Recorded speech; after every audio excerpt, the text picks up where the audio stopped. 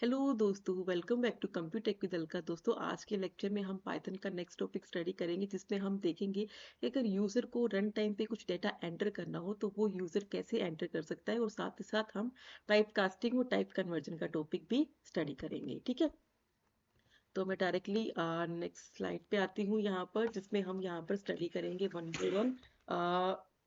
User अगर input देना चाहे तो वो कैसे दे सकता है। तो उसके लिए फर्स्ट प्रोसीजर यहाँ पर हम क्या लेते हैं, इनपुट फंक्शन लेते हैं। ठीक है, इनपुट फंक्शन लेते हैं, उसके अंदर जस्ट लाइक कि इनपुट के अंदर हम सारा हमारा कंटेंट ऐड करेंगे।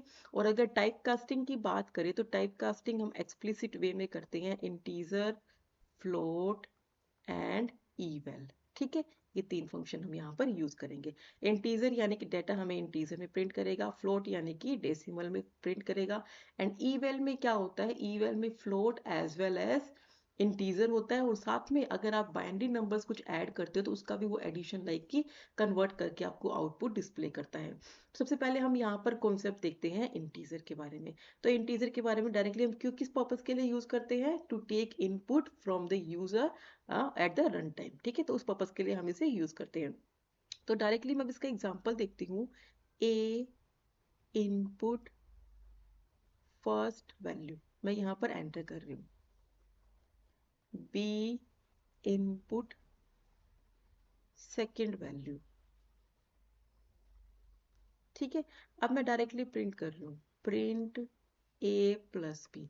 दोस्तों देखो, नॉर्मल हम जब भी कुछ प्रिंट करते थे, प्रिंट 10 + 30, तो वो हमें क्या आउटपुट देता था, वो हमें डायरेक्टली 40 आउटपुट प्रिंट करके देता था। बट यहाँ पर अगर लॉजिक बोले, अगर मैं इसको आउटपुट में प्रिंट करवाऊँ तो फर्स्ट क्या प्रिंट होएगा, first value, then you need to enter that value, second value, then you need to enter that value also. तो अब इसका आउटपुट यहाँ पर क्या आएगा, इसका आउटपुट यहाँ पर 10 एंड 20 आएगा। तो अब इसका रीजन क्या है, तो इस पर्पस के लिए हमें यहाँ पर इंट, फ्लोट एंड इवेल का यूज करना पड़ेगा। ठीक है, तो अब देखो मैं इसी प्रोग्राम में, इसी सेम प्रोग्राम में चेंजेस कर रही हूँ। तो वो अब चेंजेस ध्यान से देखो, a is equals to int ले रही हूँ। अब जो भी नेक्स्ट स्टेटमेंट थी उसको मैं ब्रैकेट्स में डाल रही हूँ, first value, and then b is equals to int input second value. और अब मैं आउटपुट प्रिंट करवा रही हूँ, प्रिंट a प्लस बी। तो अब सपोज कि मैंने यहाँ पर ये इसका आउटपुट सपोज कि मैं यहीं पर डिस्प्ले करवा रही हूँ, दिस वन। ठीक है, ये वाला। सपोज कि मैंने फर्स्ट वैल्यू एंटर किया 20, सेकेंड वैल्यू मैंने एंटर किया 30, तो इस पर मेरा आउटपुट यहाँ पर कितना आएगा, 50 आउटपुट डिस्प्ले होएगा। तो ये है बेसिक यूज, लाइक कन्वर्जन हम कैसे कर रहे हैं, और विदाउट कन्वर्जन हमारा आउटपुट क्या आ रहा था, जस्ट लाइक स्ट्रिंग इसको कंसीडर कर रहा था वो, और अब यहाँ पर मेरा आउटपुट क्या आ रहा है। ठीक है, तो ये था यहाँ पर बेसिक इंटीजर के बारे में। अब हम यहाँ पर देखेंगे अगर फ्लोट को इसी एग्जाम्पल में कन्वर्ट करना हो, लाइक कि तो a is equals to float input first, b is equals to float input second. Now print a plus b।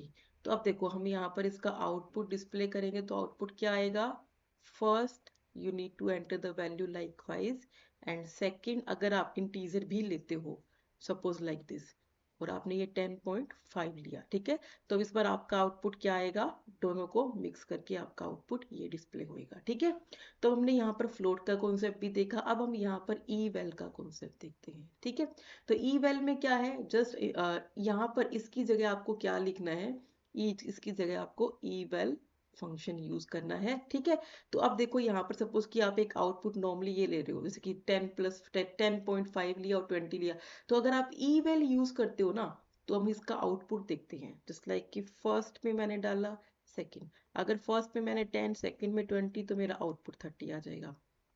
अगर एक और एग्जांपल लेके देखते हैं, फर्स्ट में मैंने डाला 20.5, सेकेंड में डाला 10.5, तो उसके अकॉर्डिंग इसका प्लस होकर आउटपुट आ जाएगा, फ्लोट में आएगा। ठीक है, एक और आउटपुट लेते हैं इसका, फर्स्ट एंड सेकेंड। तो फर्स्ट में अगर मैं बाइनरी नंबर डालती हूँ, ठीक है, जस्ट लाइक ये किसका बाइनरी नंबर है, ये 10 का है और मैं यहाँ पर लिखती हूँ 20, तो ये आपको आउटपुट दे देगा 30। तो ये बाइनरी को भी यहाँ पर कंसीडर करता है। तो आई होप कि आपको ये वाला टॉपिक क्लियर हो गया होगा। और स्टिल अगर आपको कोई डाउट है इस टॉपिक में, तो एक बार आप जस्ट एक बार रिवाइज करके देखिए, एग्जीक्यूट करके देखिए, पाइचार्म या जो भी आपको कन्वीनियंट सॉफ्टवेयर उसमें यूज करके देखिए। और स्टिल अगर आपको कोई डाउट रहता हो तो with the help of comment section I am always available to solve your problems. Thank you.